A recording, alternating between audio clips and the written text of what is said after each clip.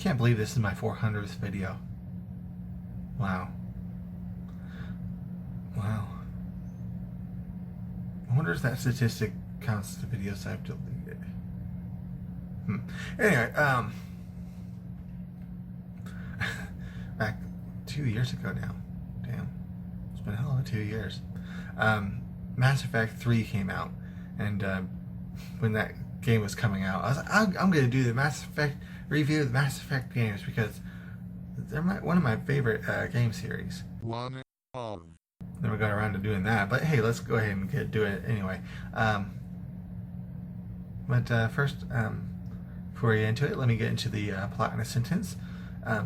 Play as Commander Shepard as he builds a team to fight the mysterious collectors and discover why they are targeting human settlements. I think that might be 2 sentences. Oh well. The interesting thing about building your team is that's kind of the easy part.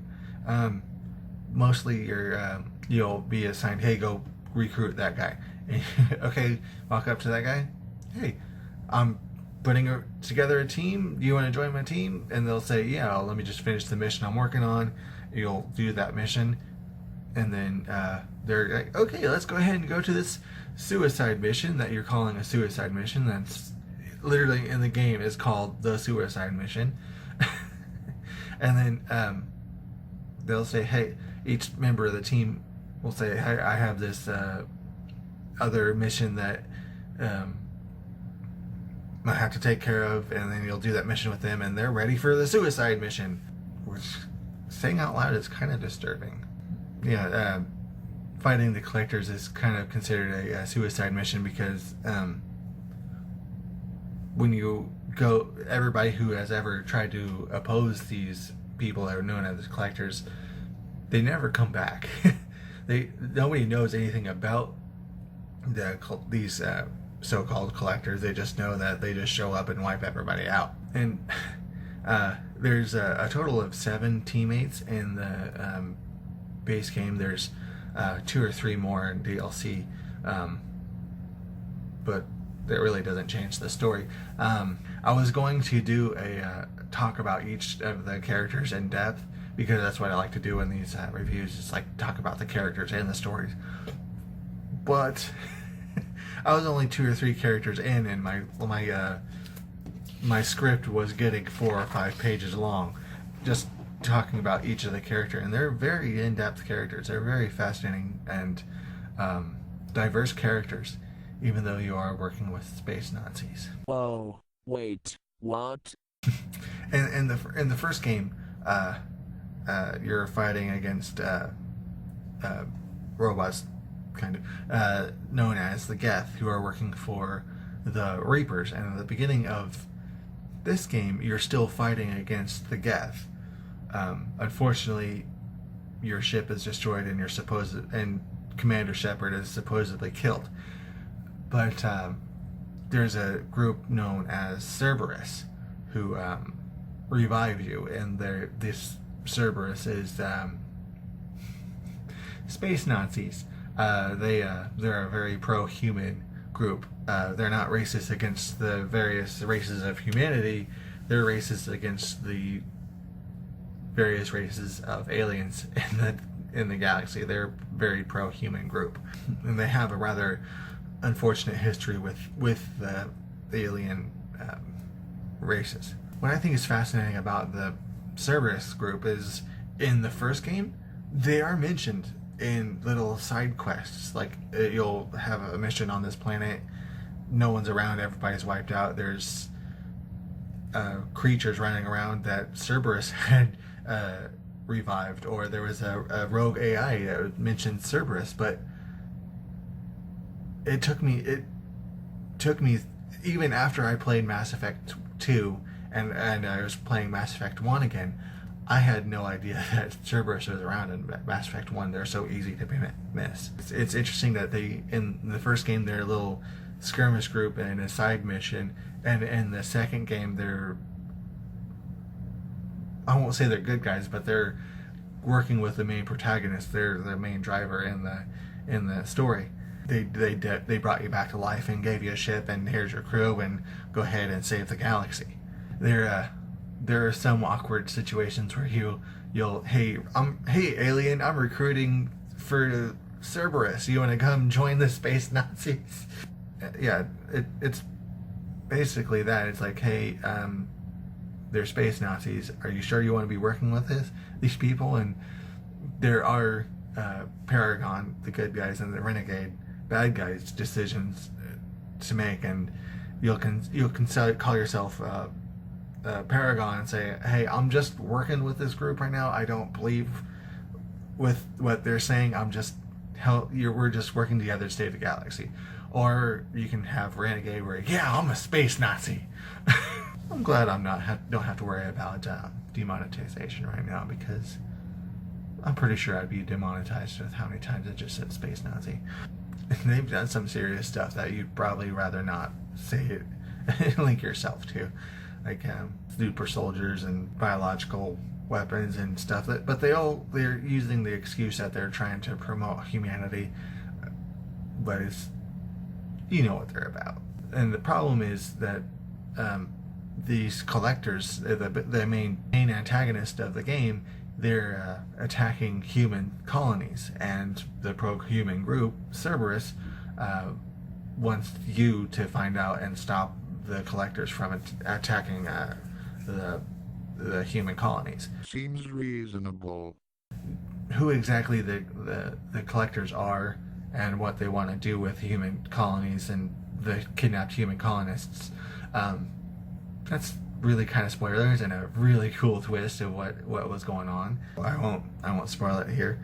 Let's just say that they are working for the Reapers, who are the main antagonist of the entire series.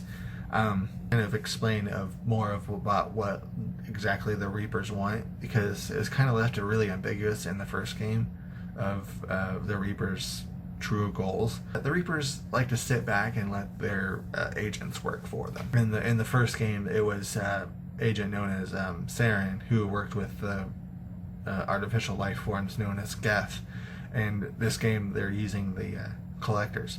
At the beginning of the first game, it's revealed that once you stopped Saren and the Geth, the council, the government of the Mass Effect galaxy, they're like, okay, problem solved. That's it. We solved the everything. It's those Reapers and all of that great apocalypse he was talking about. That's not a big deal. We don't have to worry about that. Why would they do that? Because politically speaking, it was a lot easier to say, hey, problem solved. We don't have to worry about the great apocalypse that he kept talking about coming up, threatening all life in the galaxy. No, it was just Saren. We don't have to worry about all the other apocalyptic stuff he was talking about. Yeah, that's the plot of the game. Let me go over the pros and cons.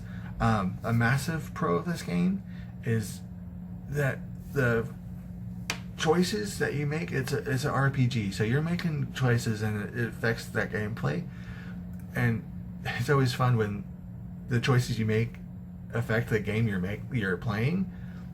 It's so much better when you're making choices in one game and it affects the sequel. Like, sure, the games have had sequels since Mario. I'm surprised there's not a Pong 2, but probably is a Pong 2, but it's fascinating that there's choices in the first game and it has ramifications in the second game. For example, in the first game, when the main citadel is being attacked, you can choose to save the council and sacrifice human ships, or you can sacrifice the council to attack with human ships, and save the humans instead of the alien council. And in the second game, you'll have the council will be grateful for them saving you, or the new council will be suspicious of you because you let the other council die, or there will be pro-humanists that are saying, hey, you sacrificed a bunch of human lives to save a bunch of aliens, or there will be aliens who say, hey, you're only wanting to save humans. And another thing I like about this game is if you're not prepared for the final battle, your teammates can die, like, and then permadeath, not like respawn in a couple of seconds. They can die in the story. Are you sure that's a good thing? I would say that is a good thing, because if you don't prepare for the main battle and you don't have the right teammates doing the right things, you can straight up fail. It's like that, like, hey, you do that thing, you have to have the correct character in the correct spot doing the correct things. It's not just grinding to a high enough level so you can just shoot the bad guys. You have to have the right person doing the right thing. You have to know your character's specific strengths and weaknesses. And another great thing is the characters are very diverse characters. They're a very fascinating list. Probably have quite a video talking about each individual. Will make quite a video, and there's 7 of them. So if I talked about every single character in this video, it'd be an all-day thing, and it would be fun to talk about each one of them. But again, this is just me talking to a camera, so I don't know if you want me to talk about every single character. And the cons of this game, although this is one of my favorite games, and my favorite franchises, GRRR. I really don't like about Mass Effect 2, especially from Mass Effect 1. And the first Mass Effect game, there's no ammo, because the guns have a fascinating thing that they project the projectile with energy from the gun using the mass effect by magic space sci-fi stuff. They can launch projectiles, and all you have to worry about is your gun overheating, because it's magic space sci-fi stuff. It just shoots the projectile. You can have a chip of paint hit you with the same impact of a 45 bullet or a 50 caliber bullet just by shooting. But I guess they introduce because just by mass energy equals mass times acceleration. Energy times mass.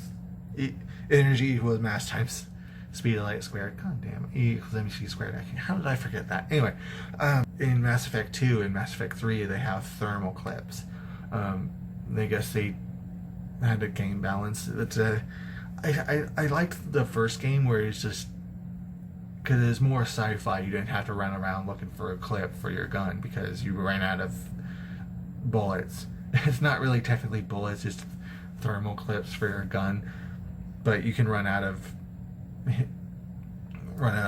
shots for your weapon, because I guess they preferred you running out of bullets, running out of shots. But yeah, I liked the first game better with the story behind their guns, but game balance, I guess. In the first game, they had a Mako. It was kind of like a tank on wheels, but in the first game you can drive around on the planet's surfaces, but in the second game you just get dropped off at your mission area. You walk over to your mission, you finish your mission, you get flown off. You don't get to drive around on the planets. It was glitchy and buggy in the first game. Yeah, it was kind of buggy in the first game, but I feel it could have been improved on. Instead of improving on and working on this concept, they just, I guess not. I think I'm one of the very few people who enjoyed driving around on the planets, just kind of exploring, and there was different missions you can run into just on the planet. It's disappointing they just kind of just scrapped it instead of working on it. The game was already 2 discs long. Yeah, 2 discs on a Microsoft Xbox 360. So yeah, it was a really big game. Looking forward to upgrading my computer to play on PC, but who knows? Yeah, but yeah, it's definitely one of my favorite games. I love the story built up on this game.